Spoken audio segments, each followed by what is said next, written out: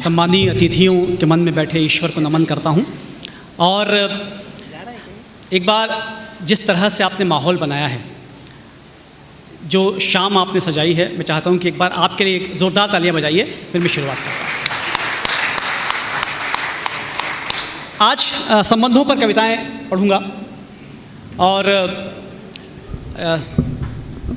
जो समय बीता है, श्रीवास्तव साहब बैठे हुए हैं, जो समय बीता है और जो बीत रहा है उस समय ने हमें एक रिक्तता दी है, हमें कहीं कमतरी का एहसास करवाया है।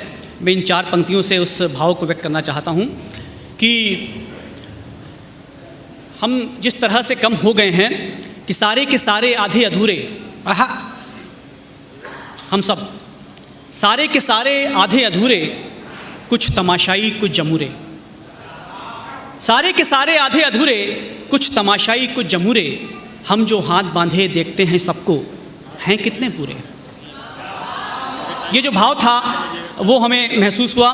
लेकिन एक भाव और पैदा हुआ हम साहित्यकारों और कवियों के जीवन में कि अगर समय प्रतिकूल हो और समाज प्रतिकूल हो, सरकार प्रतिकूल हो तो बहुत कुछ लिखा सकता है, लेकिन प्रकृति यदि प्रतिकूल हो तो एक यक्ष प्रश्न उठता है कि क्या लिखूं, क्या लिखूं। इस भाव को मैं व्यक्त करना चाहता हूं एक नज़्म के जरिए कि बेरुखी किसी की याद आए तो लिखूं, बेरुखी किसी की याद आए तो लिखूं, मेरे मासूम जज्बात पर शब्द किसी के कहर बन छाएं तो लिखूं, खुशी के सवालों पर हों घने बादल, रंगीनियों की चाहत में स्याह मौसम बने, फिर रोशनियों के शहर में कयामत आए तो लिखूं, फिर रोशनियों के शहर में कयामत आए तो लिखूं, फिर शामों शहर में दर्द में डूबा हुआ कोई पल मेरे गीत का कारण बन जाए तो लिखूं, तो लिखूं। वाह वाह वाह वाह वाह वाह वाह। लेकिन इस निराश से, इस अवसाद से हमें निकलना होता है।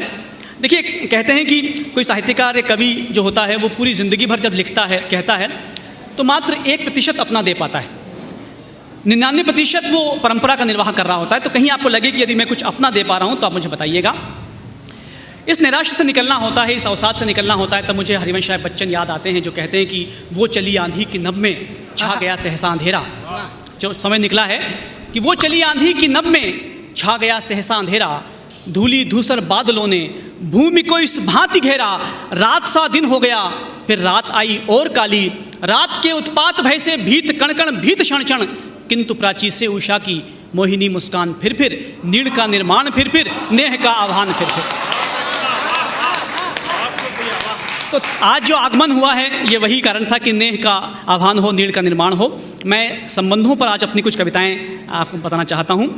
और जो समय बीता है हमने महसूस किया है कि एक परिवार जो है वो बहुत नज़दीक होता है। हम सब परिवार के लिए होते हैं, हम परिवार के लिए जीते हैं और परिवार के लिए मरते हैं। मैं अपनी एक कविता बेटी से शुरुआत करना चाहूँगा और आज सिर्फ संबंध पर ही बात करूँगा, अलग अलग तरह के जो संबंध होते हैं उस पर। एक बेटी पिता के लिए क्या है, हालांकि मैंने ये कविता अपनी बेटी के लिए लिखी, लेकिन दुनिया की सारी बेटियों और सारे पिताओं को समर्पित ये कविता।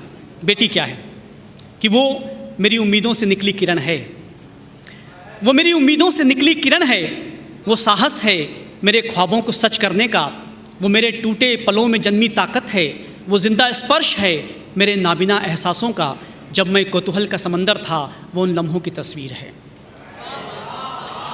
वो मेरे उजले दिनों का प्रकाश है, वो रेगिस्तान में ओस की बूंद से जन्मा पलाश है, वो मेरी सिकुड़ती पुतलियों में जागी अभिलाषा है, वो मेरी अपनी भाषा है, वो धैर्य है मेरे खोए सपनों के पुनर्जागरण का, वो अलंकार है मेरे अपने व्याकरण का, उसकी उंगलियों में रफ्तार मेरी है, उसकी उंगलियों में रफ्तार मेरी है, उसके हर हर्फ में परवाज़ मेरी है, वो मेरे बुझते सुलगते अरमानों के बाद का आना है, वो महज सोच नहीं सच की इबारत का गाना है। वाह, वो गहरी रात के बाद की सिंदूरी आभा है। क्या बात है पंकज भैया। वो गहरी रात के बाद की सिंदूरी आभा है, वो प्रार्थना में जुड़े हाथ, घंटियों की गूंज, मंत्रों के बीच बंधा दरवेश का धागा है।